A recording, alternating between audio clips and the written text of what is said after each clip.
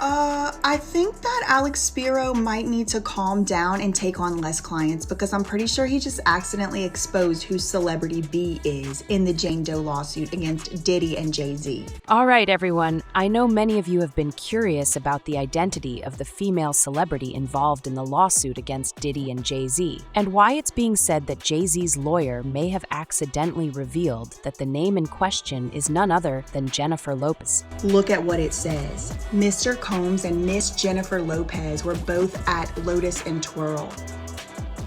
Why are we talking about Jennifer Lopez? This is a lawsuit against Diddy and Sean Carter. Maybe he needs to calm down and stop taking on so many clients. But that's not all. Old photos have surfaced of J.Lo having an argument with Diddy on the very night of the alleged incident, further confirming that the two were together that evening. The bigger question now is, did they meet up with Jay-Z later that night? And to add fuel to the fire, why is J.Lo's name being dragged into yet another lawsuit? This time it's a case filed by male prisoner Derek Cardillo Smith, who's suing Diddy for allegedly violating him. The fact that J.Lo's name keeps popping up as controversies is definitely not a good picture for her. So let's dive right into the details. In the lawsuit involving Diddy and Jay-Z, the woman, identified as Jane Doe, claimed the incident took place after she was driven to an MTV Music Video Awards after-party. According to the legal filing, Jane Doe had been dropped off at the VMAs at Radio City Music Hall by a friend but didn't have a ticket to get inside. She reportedly approached several limousine drivers hoping to find a way into the event or an after-party. One driver allegedly told her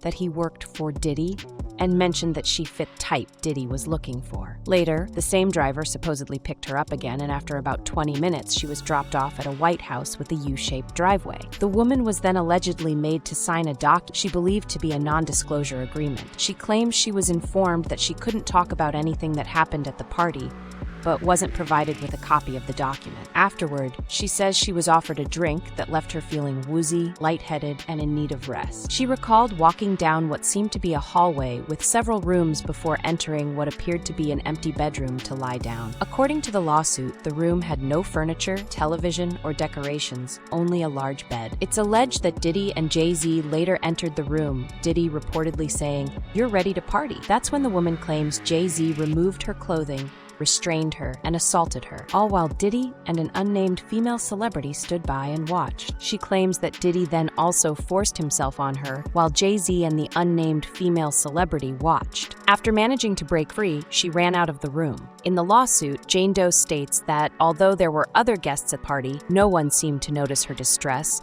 or offer any help after the incident. She said she fled to the nearest gas station, where she called her father for support. She also revealed that she fell into a deep depression, one that continues to affect every aspect. Additionally, she suffers from post-traumatic stress disorder and a seizure disorder, both of which she attributes to the stress and trauma she endured. Additionally, she mentioned that she has struggled to maintain normal relationships and has largely withdrawn from society. The case took an unexpected turn when Jane Doe participated in an interview with NBC, and the network's investigation revealed several inconsistencies in her story. For example, she claimed that her father picked her up after the alleged incident, but when NBC contacted, he said he didn't recall that. She also stated that she spoke with Benji Madden at the after-party, but his representative clarified that he was not York time. Furthermore, photos from that night show Jay-Z and Diddy at a different location than the one the woman described, although their exact whereabouts throughout the night. Despite these discrepancies, Jane Doe affirmed that she stands by her allegations, insisting that the inconsistencies in her account of the incident, which supposedly occurred 20 years ago,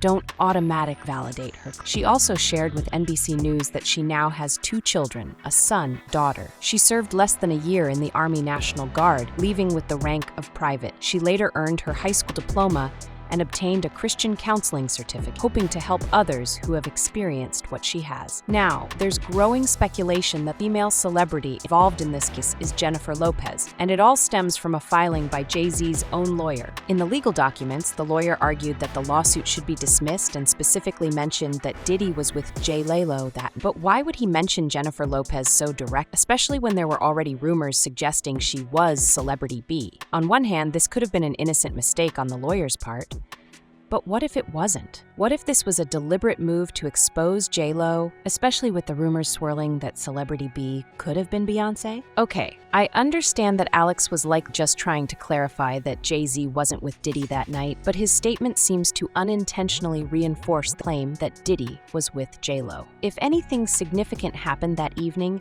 it's like J.Lo who would have seen it. As I mentioned earlier, while J.Lo wasn't named in the lawsuit, recently resurfaced photos of her in a confrontation with Diddy on the same night have brought renewed attention to the events of that evening. One of the unearthed photos shows Jennifer Lopez in a heated exchange with Diddy, with him holding a drink in his right hand and leaning against a wall with his left hand behind her. In fact, a guest who attended the exclusive party recalled witnessing the argument, which ended with Diddy making an early exit, his entourage and a group of women. The guest who witnessed the scene described Diddy holding a bottle of Cristal champagne throughout, serving his guests as everyone danced and enjoyed themselves. However, as the night went on, tensions between him and J.Lo reportedly escalated. Despite their heated argument, Diddy left with J.Lo, though whether they headed to a second location where the alleged event took place remains uncertain. If they did go to the after party, as Jane Doe claims, then it would make sense for Celebrity B to be Jennifer Lopez. In essence, J.Lo is the only one who could clarify what truly happened that, potentially clearing Jay-Z or implicate. And here's the kicker. This isn't the only recent lawsuit J.Lo is dragged into.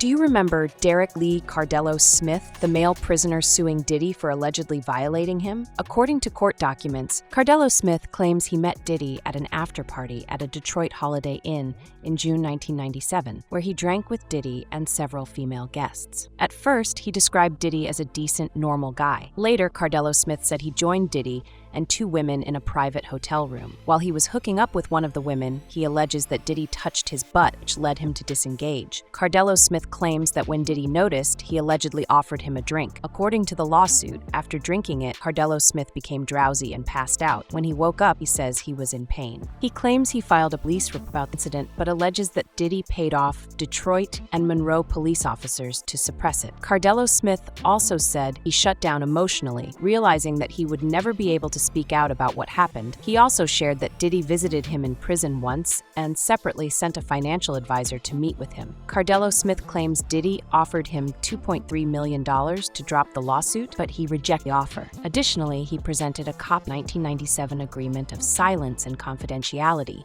which he alleges was signed by Diddy and other parties, including Michigan officials and police officers. Here's what happened with the case. Initially, Diddy failed to respond to the complaint, which led a judge to order him to pay a $100 million default judgment. After the judgment, Diddy's lawyers quickly fired back, calling Cardillo Smith a convicted felon and predator, pointing out that he had been sentenced on 14 counts of sexual assault, kidnapping over the past 26 years. They argued that Cardillo Smith's resume now included committing fraud in the courts from prison, stating that Mr. Combs had never heard of him and had never been served with any lawsuit. Diddy's team expressed confidence that the judgment would be swift dismissed. Eventually, the judgment was vacated, but Cardillo Smith wasn't done yet. Recently filed additional court documents where he introduced a new witness who allegedly saw a meeting between him and Diddy. Cardillo Smith also revealed plans to call Jennifer Lopez to testify, claiming she knew more about what happened during the encounter. People have speculated that J.Lo might indeed have more insight into this case. And let's not forget, she was also heavily implicated in a separate lawsuit filed by Lil Rod. He claimed that J.Lo was involved in a 1999 incident at a nightclub